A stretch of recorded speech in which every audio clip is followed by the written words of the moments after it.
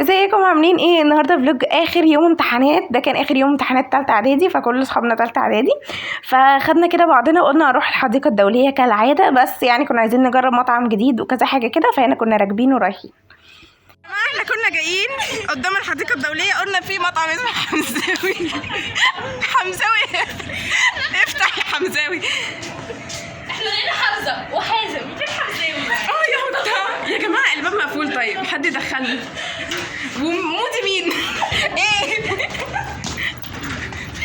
وجبنا فطار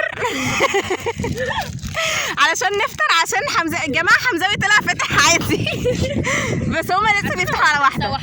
ايوه هو كان نايم جوه يا عيني للذكرى. هاي تقولي هاي يا بنتي. احنا قاعدين على الملازم. هاي جماعه، احنا قاعدين على الملازم، يعني خلاص بقى ما بقاش ليها لازمه جماعه، علشان بس ما تفكروش ان الحياه وردي وان احنا صحينا لقينا نفسنا في الحديقه. احنا اول حاجه خالص عشان ندور على البوابه اللي قدامها حمزاوي لفينا الحديقه كلها، رحنا نشوف نجيب فطير. هي البنت ما لقيناش حاجه من اللي احنا عايزينها. في الاخر لقينا مطعم فول وطعميه اسمه ايه يا جماعه؟ باباي ماشي، ولقيناه اصلا وكنا هنتوه واحنا بنجيبه، وبعد كده جينا بس واتبهدلنا. جنى مساء الخير.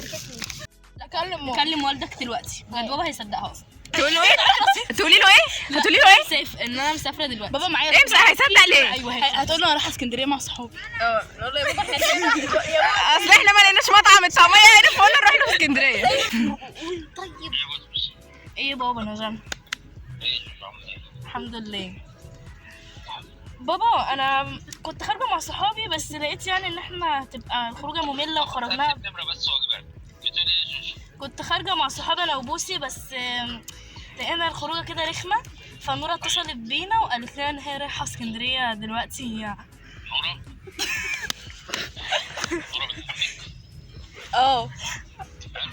يا بابا هنروح معايا. رايحه اسكندريه يا بابا، رايحه اسكندريه مع بسنت اللي جولها العيد ميلاد. ماشي هي رايحه اسكندريه يا بابا، انا وبوسي عايزين نروح معاها يا بابا. نروح معاها فين؟ نروح معاها فين؟ اسكندريه. هي رايحه اسكندريه اصلا هي رايحه اسكندريه منين؟ بسرعه تتفسح يا بابا. رايحه تتفسح في اسكندريه؟ اخر يوم امتحانات. الفسح خلصت هنا. انت تعرفي انت بس ربنا يعني ولا مش عارفه شرم الشيخ ولا رايحه فين. طب بقول لك ايه؟ ايه يا بابا؟ بقول لك ايه؟ حسك عينك تتصل بماما وتقول لها كده. بص هتفرجع. معلش يا بابا البتاع بيتعلق. بابا والله يا بابا يعني ما مش هنعمل حاجه، ده احنا هنرجع في نفس اليوم. صدق انا هنيجي نفس اليوم وماشيين الساعه 1:30. يا بابا ما احنا يا بابا عايزين نروح. بقول لك ايه، روح اعدي من هناك في واحد على البحر بيبيع سمك. لو كان كده 2 كيلو سمك معاك وكيلو جمبري. على فكره يا بابا انا بهزرش، وروح بقى اقول لماما عشان انا اصلا خايفه اتصل بيها. خلاص يا حبيبتي روحي يا حبيبتي تنزلي وسيبي الموضوع ده عليا. حط لي بدائل.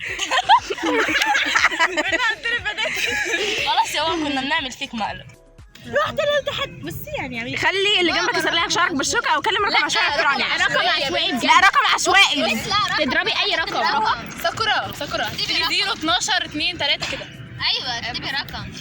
بس يا بنتي هي قفلت. ايوه يا بنتي امتحان العلوم كان حلو قوي النهارده.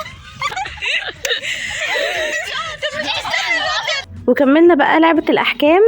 هي هنا كان الحكم عليها إن هي ترسم قلب وتمسك القلم ببقها، فنفذت الحكم، بس كان حكم معوق شوية. وأنا بصراحة كنت مصرة أوريكم الأوتفيت. فهو ده الأوتفيت، بصراحة كان عاجبني أوي النهاردة، وكالرفول كده، واللي هو مناسب للصيف يعني. وبعد كده بقى قعدنا نلعب افلام، برضو كروت كده بيكون مكتوب عليها الفيلم اللي انتوا هتشرحوه للي قدامكم، بيكون مكتوب فيلمين انتوا بتختاروا واحد، فقعدنا نلعب. وهنا كان محكوم عليها ان هي تمثل الفيلم وهي واقفه على رجل واحده. فاللعبه دي بجد كانت ممتعه جدا، بس ما لعبناش منها كتير قوي زي الاحكام. وكذا واحد لعب يعني كذا دور، وكنا عايزين نضحك لان احنا بجد يعني اقصى غباء في الدنيا.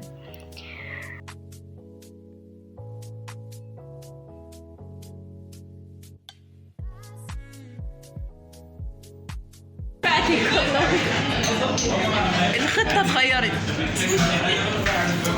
وفي الآخر احنا عند أبو دقة. وطبعا سبب تغيير الخطه ان احنا رحنا عند حمزاوي، كان يعني حوالي 6 طالبين تشيكن، فما لقيناش التشيكن، قال لنا التشيكن خلصان، فما كانش غير واحد بس طالب بيف، عشان كده ما جبناش وقررنا ان احنا ناكل كشري. بعد كده دخلنا عند محل حلو قوي اسمه 10-20 في مدينه نصر، بجد بيبيع الحاجات باسعار حلوه، وجبنا من عنده حاجات كتير. وبعد كده بقى طلعنا اتمشينا شويه في عباس العقاد، وشربنا بيبسي واللي شرب 7 ومريندا وكده. قلنا بقى نتمشى شويه كده خلاص قبل ما نروح. وبالتوقيت الصيفي على فكره الوقت فيه بركه كبيره جدا، وروحنا والليل لسه ما ليلش، يعني كان الليل لسه بعيد، كان فاضل ساعتين تقريبا على ما الليل يليل. وبعد كده بقى خلاص كنا راكبين الاتوبيس ومروحين، بجد اليوم كان حلو قوي، وكنا عمالين نضحك في الاتوبيس مش عارفه ليه. فبس كده.